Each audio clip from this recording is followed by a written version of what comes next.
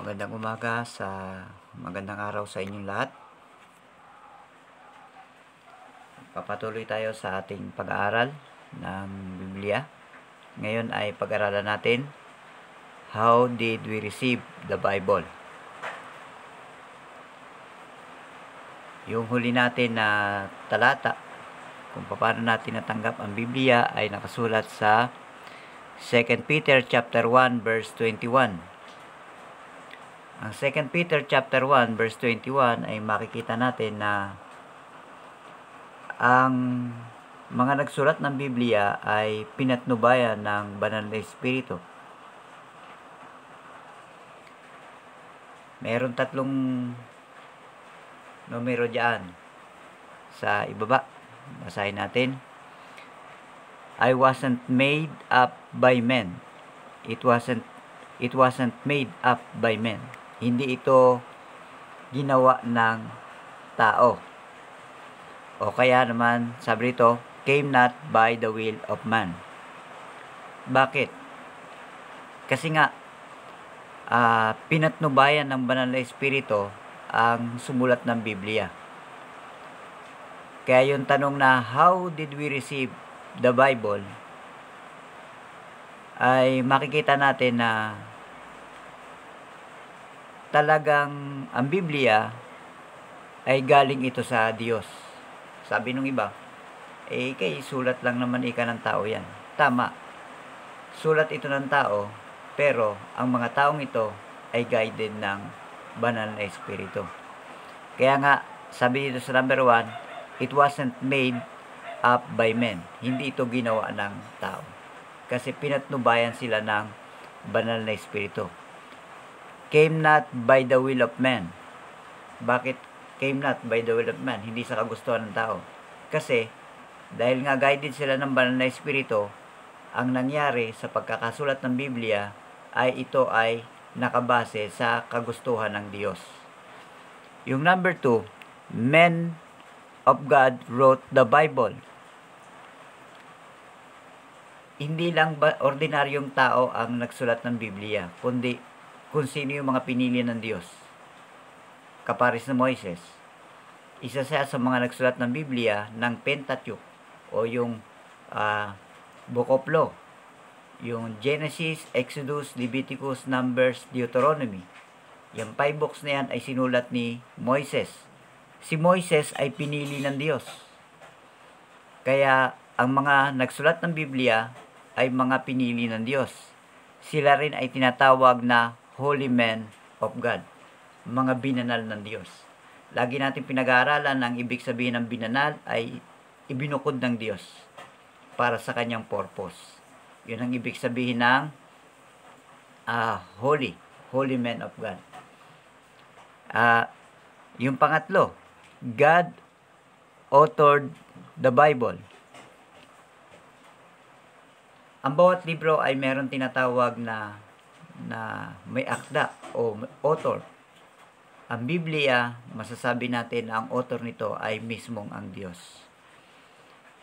As they were moved by the Holy Ghost.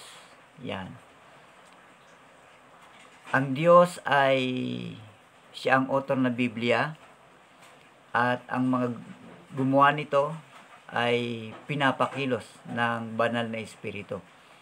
Kaya makikita natin na ang Biblia ay talagang nanggaling ito sa Diyos. How did we receive the Bible? Kaya yung how did we receive the Bible, ang kasagutan niyan ay na-receive natin o natanggap natin ang Biblia sa pamamagitan niya ng pagkilos ng Diyos. Hindi yan sa kagustuhan lang ng tao, kundi yan talagang Biblia ay 100% na galing yan sa Diyos. Gumamit ang Diyos ng mga instrumento. Ngayon, dumako naman tayo.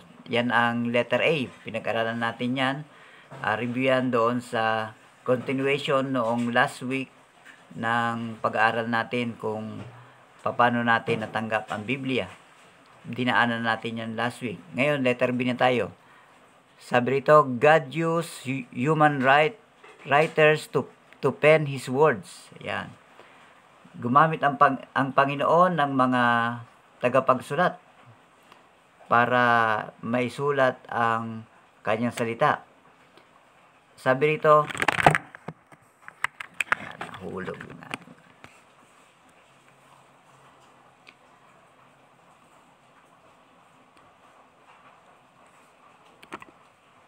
Ayan.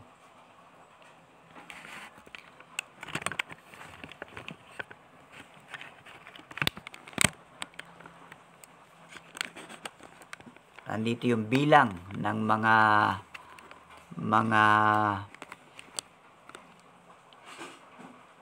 nagsulat, iba't ibang tao. Ang bilang niyan ay nasa 40 different man. Kasama dyan sila Moises, sila Pablo, sila Pedro, mga propeta. Yan, kasama dyan ang iba't ibang uri ng tao na nabanggit. Sila ay umabot sa 40 different man. Kaya makikita natin na napakaraming tao ang ginamit ng Panginoon para makasulat ng Biblia.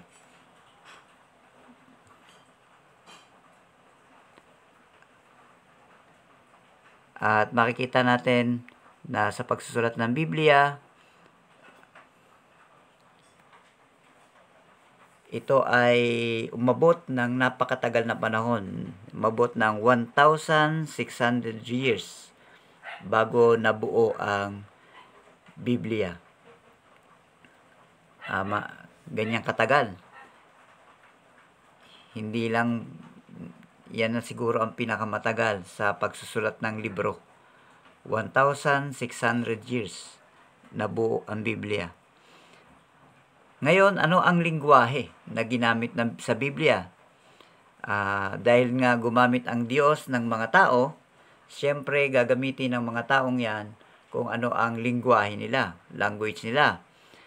Sa Old Testament, ang original language ay Hebreo. At sa New Testament ay ginamit ang original language ang Greek. Yan. At makikita natin, depende doon sa kapanahunan. Sa panahon ng Old Testament ay dahil sila ay Hebreo, sila Moises ay Hebreo, Hebrew ang ginamit nila na lingwahe. Pero pagdating ng Old Testament na sila ay nasakop ng Babylonia, ay nahaluan ang Old Testament ng tinatawag na Aramaic. Bakit nagkaroon ng Aramaic? Kasi yung mga propeta na mga na-captured, nag-aral ng lingwahe doon sa Babylonia, ay natuto sila ng salitang Aramaic. May mga bahagi ng Old Testament na nasulat sa Aramaic na language. Katulad dito sa New Testament, bakit Greek ang dapat Hebrew din ang pagkakasulat ng New Testament, dahil mga katulad ni Pablo ay Hudyo yun, dapat Hebreo din ang sulat niya. Pero bakit nasulat yan sa Greek? Kasi nung panahon na yon, ang salita nila ay wikang Griego. Mga nag-aral sa kanila, salitang Griego ang ginagamit. Kaya ang ginamit ni Pablo sa pagsulat ay Greek. Kaya sa Old Testament, ang nasulat ang Biblia sa wikang Hebreo at nahaluan niya ng wikang Aramaic dahil nung na-conquer sila ng Babylonia. At sa New Testament naman ay Greek. Bakit Greek?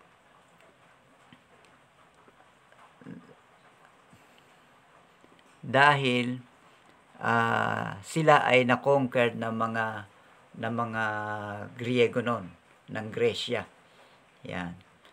Dahil na-conquer sila ng Roman Empire, Grecian Empire, nung panahon na yan, ang lingwahe na ginagamit ay Greek. Nung panahon, meron tinatawag na Koine Greek.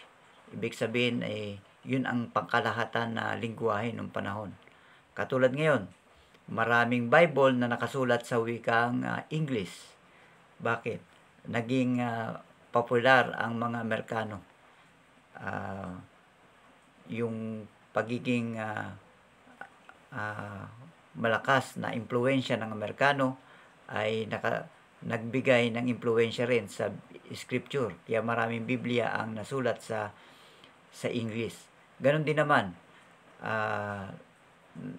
katulad ng outline natin, nasulat yan sa wikang English dahil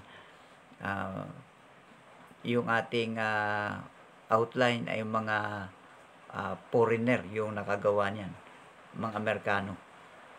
Kaya yun ang ating lingwahe na ginagamit. Pero kung sa atin, kung susulat naman tayo, dahil sa Tagalog tayo, pwede naman tayo magsulat ng outline o ng Bible na Tagalog. Kaya meron din naman na Tagalog na Bible. Translation na ang tawag yan. Pero yung original, dahil nga ang lingwahe nila Pablo noon ay Griego, nasulat yan sa wikang Griego, yung original manuscript ng Bible.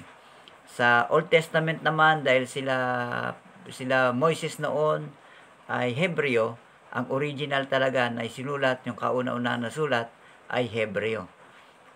Yung mga propeta ay na-conquer sila ng mga Babylonian. Yung mga nakapag-aral ng mga wika ng Babylonian, yung Aramaic, ay isinulat talaga nila ang Biblia na Old Testament sa Aramaic. Kaya may bahagi ng Biblia ng Old Testament na Aramaic. Kaya yan ang mga lingwahe. Pero sila ay nanatili na guided ng Panginoon. Yan lang yung dahil sa sila ay tao, kung ano yung lingwahe nila, yun ang ginamit nilang pagsulat ng Biblia. Kaya yan ang nangyari. Kung ilang tao ba ang nagsulat, pinag-aralan natin ay nasa 40 katao. At yan ay naisulat sa loob ng 1,600 years. Ganyang katagal bago nabuo ang ating Biblia na hawak-hawak ngayon. Kaya pahalagahan nyo yung Biblia na ating hawak-hawak dahil hindi yan basta lang nasulat. Pinatnubayan ng Panginoon ang nagsulat niyan. Nasulat yan ng napakaraming tao. Nasulat yan sa iba't ibang lingwahe dahil sa pagbabago ng panahon. Yan. Dahil lumilipas na katulad nung panahon, napakalakas ng lingwahe ng Aramaic dahil na-conquer nila ang buong mundo nung panahon nila na sila ang pinakamalakas na bansa, yung Babylonia, kaya Aramaic. Ngayon naman, kung doon sa panahon naman ng mga nila ni Jesus Christ sa New Testament, naging pinakamalakas na bansa ay ang Greek o ang mga Romans. Ang gamit nila doon na salita ay Griego, kaya Griego yung nagamit. Ngayon naman, nakita natin na kung sino ang malakas na bansa, ay yun naman ang ginagamit natin ngayon. Anong malakas na bansa ngayon ay Amerika. Kaya ang gamit natin ngayon ay English. Sa Pilipinas, ang lingwahe natin ay Tagalog at English. Diyan sa atin sa Bicol, ang lingwahe natin ay Bicol. Kaya meron din naman tayo na Bible na Bicol. Kaya Bicol, meron tayong Bible na Bicol, meron tayong Bible na Tagalog, meron tayong Bible na English. Yan. Depende yan sa lingwahe ng mga tao nung kapanahonan na yun. At sa panahon natin ngayon. Kaya ang ginagamit natin, katulad sa atin ngayon, ang ginagamit natin na Bible ay English. At kukunti yung supply natin ng Tagalog, kaya meron tayo rin naman ng Tagalog. Bagamat limitado yung ating supply ng Tagalog. Kaya yan yung ating pag-aaral ngayon. Pahalagahan natin yung Biblia sapagkat ang Biblia ay hindi yan ordinaryong libro. Okay?